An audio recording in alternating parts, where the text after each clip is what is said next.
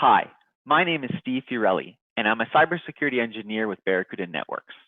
If you're watching this video, then it's likely that your company's IT team has recently chosen Barracuda to provide protection against email-based threats. It was a great choice because Barracuda is a leader in providing email protection to organizations of all sizes and against the most sophisticated types of email threats.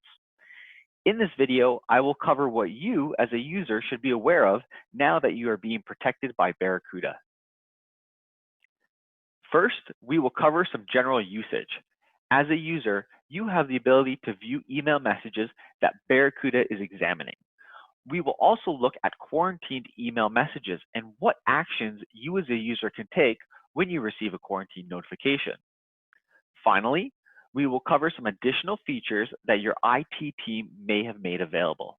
These are optional features, so your IT team will let you know if they have been enabled. To start out, you can view your dedicated user message log anytime by visiting the following URL depending on your region.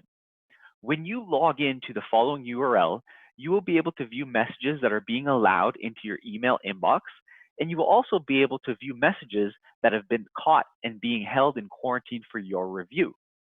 Typically, your IT team will have set this up so that you can log in with the same password that you're typically using to log into your computer in the workplace. Now, if it's not been set up this way, you may have to register and create a password to be able to log in for the first time. In addition to being able to log in anytime to the message log to view your quarantine messages, your IT team may have configured automatic quarantine notifications to be sent to your email. When an email is being held in quarantine awaiting your approval, you will be able to see the following quarantine notification. From this quarantine notification, you will have this action button that would allow you to deliver the message. You would also be able to click on the Manage Quarantine blue button to be able to have your web browser automatically take you into the message log center covered previously. Here is an example of a quarantine notification email. This email is letting us know that an email came in that was caught in the quarantine because we just weren't quite sure if it was something safe or not. Now, as a user, we can make a decision on whether we want to deliver this email message or not. Let's take a look at what happens when we click on the Deliver button. Okay, we've clicked on the Deliver button, and now it's let us know that the message is going to be delivered as per usual to our email address. We can click on the OK button, and now we can see that we are actually logged in to the message center, which I mentioned earlier. Now let's take a look at what happens if we want to log into this manually. Here, I will visit the URL, which I mentioned earlier, and I will click Next. Then I will enter my password. In this case, this is the same password I use to log into my company Microsoft account.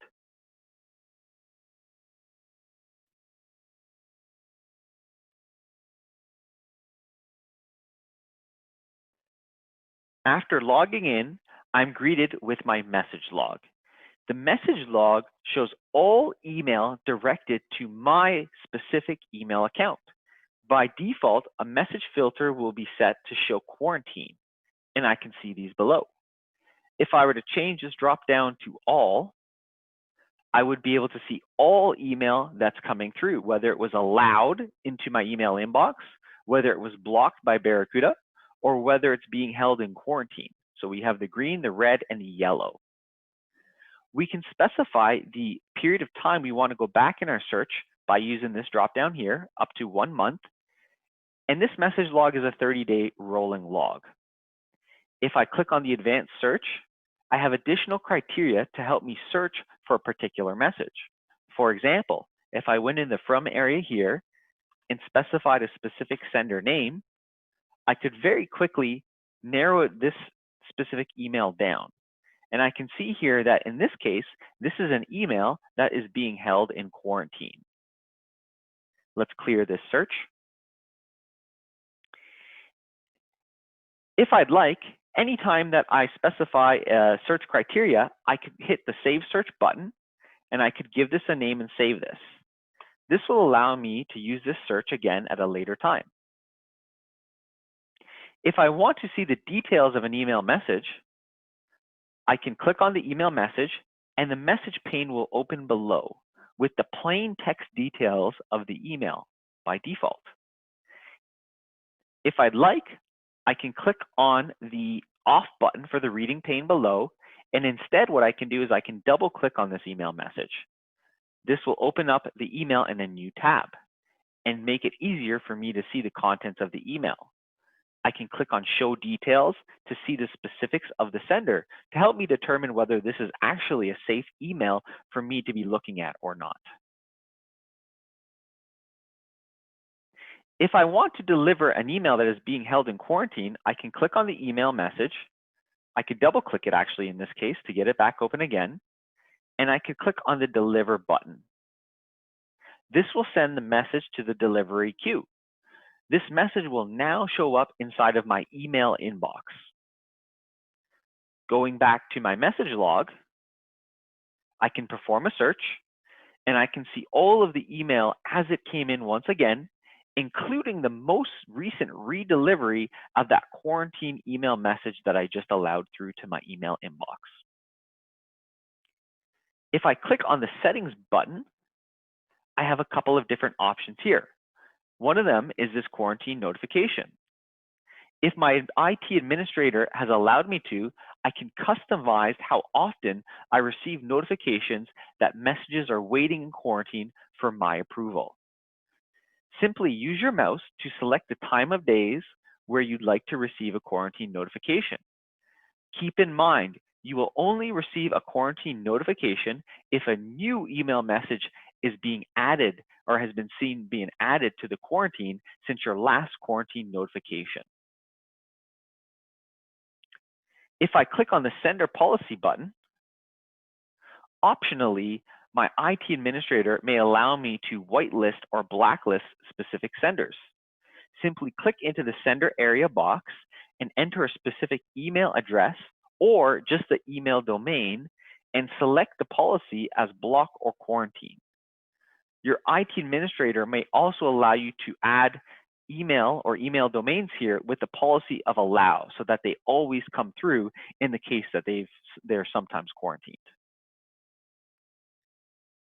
The linked account button will allow you to link different email aliases to your account so that they can also receive quarantine notifications. Finally, if I'd like to log out, simply click on the Log Out button. Next, let's take a look at some additional features that your IT administrators may have enabled. These are the Encrypted Message Center and the Outlook add-in. If the Encrypted Message Center has been enabled, you as a user will have the ability to send a message to outside organizations' email addresses that are encrypted at the message body. So essentially, when you compose a message with really sensitive content, whether it's the content of the email or even an attachment, you can have it so that when the recipient receives the message, instead of just seeing that message in plain text inside of their email, they actually have to verify it is them that owns that email address. They can follow the link in the image like you see here, which would ask them to verify their email. And then from there, they would be able to see the contents and attachment of the email in a secure browser session that only they can see. Here is a view of the Encrypted Message Center. When the recipient logs in and has verified that it is indeed them who owns the email address, they would be able to click on individual email messages here to be able to see the contents. If the IT administrator has enabled it, they may even be able to directly reply to your email right from this same interface. Please keep in mind that this ability to specially secure outgoing emails in this fashion will not happen with every email that you send out. It will only occur when the email meets certain criteria that is set out by your IT administrator. Should they have enabled this functionality, then they will let you know what that criteria is. Another optional feature is the Barracuda Outlook add-in extension. Essentially, this is an extension that would show up inside of your Microsoft Outlook client 2016 and above, as well as inside of Outlook Web Access. This is something that can be deployed automatically by your IT administrator, so it just shows up there. Or if you have the ability to install it manually, you could visit the Microsoft App Source Store, click Get It Now, and be able to install this add-on. This add-on allows you to do a couple things. One of them is when clicked, you can report a suspicious email to Barracuda for review, as well as remove it from your inbox. This allows you to inform Barracuda when an email was potentially misclassified.